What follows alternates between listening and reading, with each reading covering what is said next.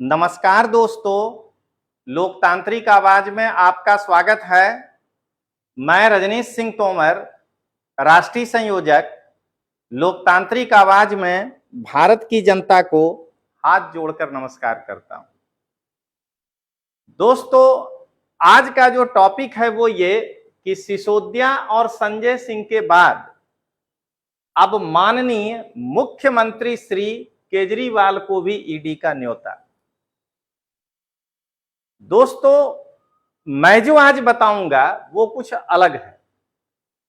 ये नहीं कि कल क्या होगा, केजरीवाल जेल जाएंगे, इन सब मुद्दों पे मैं आज चर्चा नहीं करूंगा। मैं इस पर यह करने जा रहा हूं कि जैसे ही अरविंद केजरीवाल को ईडी के द्वारा नोटिस भेजा गया, आम आदमी पार्टी के तरफ से छुटभइये नेता से लेकर के जो अब रात को सपना देख रहे हैं कि भले जेल चला जाए मैं मुख्यमंत्री बन जाऊंगा, सब मिल करके एक एक करके जो है अरविंद केजरीवाल के बारे में डिफेंड करने के लिए फेसबुक पर, सोशल मीडिया पर लोगों को प्रभावित करने का प्रयास किया।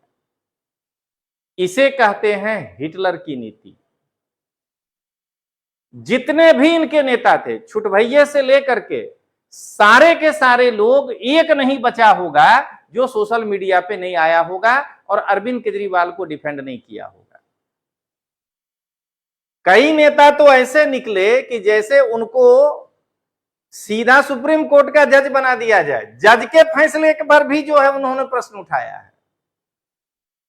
एक उनकी जो बड़ी महिला नेता हैं, उनका कहना है कि ईडी का पीएमएलवाई कानून जो है वो बहुत परेशान कर रहा है। जरा आप अपने केजरीवाल जी से पूछिए कि 2014 में अन्ना जी के आंदोलन में उसी कानून का सहारा लेने के लिए सरकार को बार बार बोल रहे थे, तब उनको नहीं समझ में आ रहा था क्या? तब नहीं लग रहा था कि ईडी जो है वो पीएमएलवाई कानून का विरोध करेगा? अगर घोटाला किए हो तो बोल दो नहीं यार, क्या दिक्कत है? 4 गो आदमी जेल जाओगे, बाकी तो बच जाओगे। तो यहां लंबी कतार लगाने का इच्छा है। एक तो ऐसे हैं, पता नहीं वो आईआईटी से कैसे पढ़ के आए हैं इनके नेता, सबको जेल में डाल दोगे तो जेले सरकार चलाएंगे। बाबूजी घर है जी, हैं कि तुम जेल से चलाओगे? जेल जाओगे तो इस्तीफा दोगे ना। ये लोकतंत्र है कि तुम जो है 100 रुपया की स्टाम्प पे लिखा के ले आए हो क्या कि दिल्ली में तुम ही शासन करोगे, कोई दूसरा नहीं करेगा? तो इन लोगों का इस तरह का ये जो है अप्रोच है। अब मैं इनके जो एक बहुत बड़े नेता हैं, नहीं बनते हैं, अभी बाहर हैं, केजरीवाल के बाद उन्हीं को नोटिस आना है, वो हम लोग को एकदम अनुभव है, तो वो आए हैं डिफेंड करने के लिए। अभी अभी जो है नया नया गृहस्थी शुरू कर रहे हैं, काहे ला करके बोल रहे हैं बेकार अंदर चले जाइएगा, कुछ नहीं बचेगा। सबसे पहले उस नेता के द्वारा कुछ प्रश्न उठाया गया है बेसिक, जिसका जवाब देना जरूरी है। और सबसे बड़ी बात है कि ये आदमी बात बात पे जो है किया करते थे प्रेस कॉन्फ्रेंस, तभी अपने समन पर आके क्यों नहीं बोल रहा है? जो छुटभइये से लेकर के बड़े तक का लंबा फौज खड़ा किया है, घबराया हुआ है। आज जो है ये व्यक्ति, मैं देख रहा था, 5000 को मैं पक्का करने जा रहा हूं बोलने आए थे। जरा देखिए सोशल मीडिया में चेहरा, अंदर से लग रहा है कि यस मैंने गलती कर दिया है, तो अंदर से लग रहा है देख करके। तो सबसे पहले इनके उस नेताओं को मैं जवाब दे दूं। उन्होंने कहा है कि ईडी और सीबीआई 2014 से लेकर के 2022 तक में 125 नेताओं के ऊपर मुकदमे चलाए हैं, जिसमें विपक्ष के 118 नेता हैं। मैं उनको याद दिलाना चाहता हूं कि उस 118 में से कितनों को जेल जाना चाहिए, उनका नाम अरविंद केजरीवाल अन्ना आंदोलन में कितनी बार लिए हैं पहले वो बता दें। अरे कम से कम इनसे पूछ के तो प्रेस कॉन्फ्रेंस करते। इस 118 नेता का नाम लिया है अरविंद केजरीवाल, अन्ना के मंच से और जनता से पूछा है कि दोस्तों आप बताइए कि इनको जेल जाना चाहिए कि नहीं चाहिए। तो जनता कहा है हां, जनता ने चुनकर भेजा है बीजेपी को, उस नेता को जेल भेजा जा रहा है, बात खत्म है। We the people of India. जरा आप सोच करके देखो। तो आप जो ये प्रश्न पूछ रहे हो कि इनमें से तो और संजय सिंह जो अभी खुद जेल में हैं, जरा अपने इनसे जाकर के कभी टिफिन उफिन देने जाओ वहां पे और इनसे पूछो कि लालू यादव जी के बेटे से लेकर के उद्धव ठाकरे तक में किसको ये छोड़े हैं जो कि भ्रष्ट नहीं थे।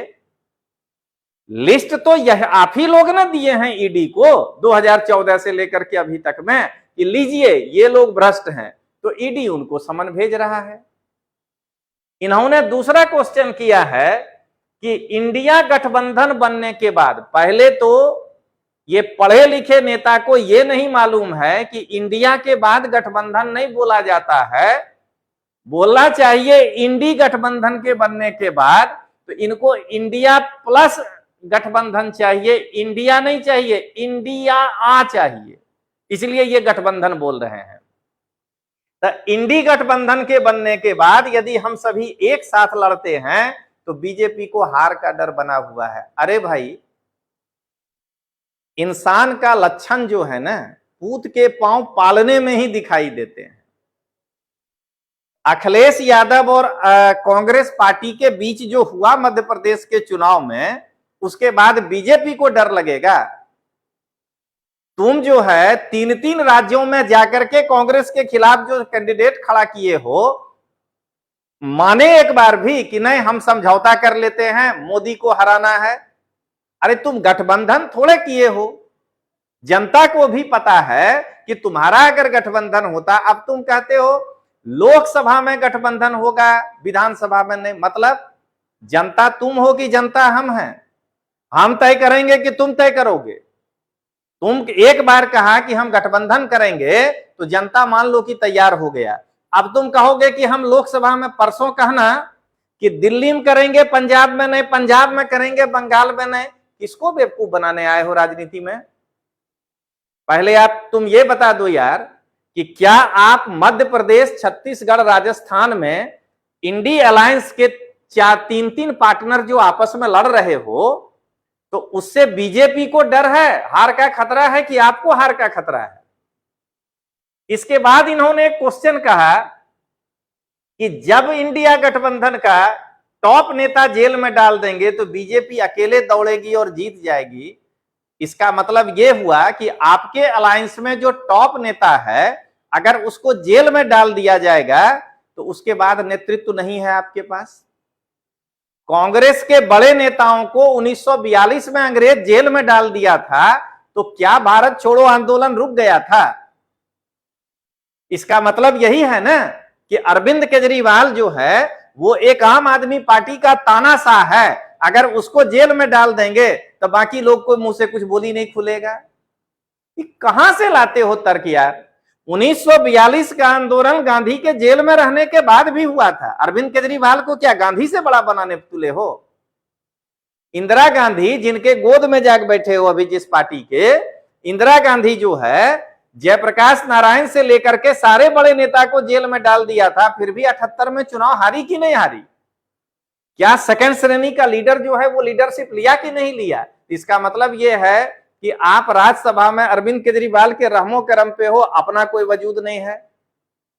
अब आइए, ये कहते हैं कि योजना में पहला अरेस्ट केजरीवाल को करेंगे। इनका कहना था कि जब से इंडी अलायंस बना है तब से बीजेपी ने एक योजना बनाया कि टॉप लीडर को गिरफ्तार करेंगे, उसमें पहला अरेस्ट केजरीवाल होंगे। अरे भाई, गिनती गिनना भूल गए हो क्या? अरे अभी ये तीसरा अरेस्ट है, ये पहला नहीं है। मतलब कि मैंने कॉमर्स में गिनती नहीं सिखाता है क्या? ये चौथा अरेस्ट होगा। अगर अरेस्ट होगा तो सत्येंद्र जैन से कहानी शुरू होता है। ये बताइए।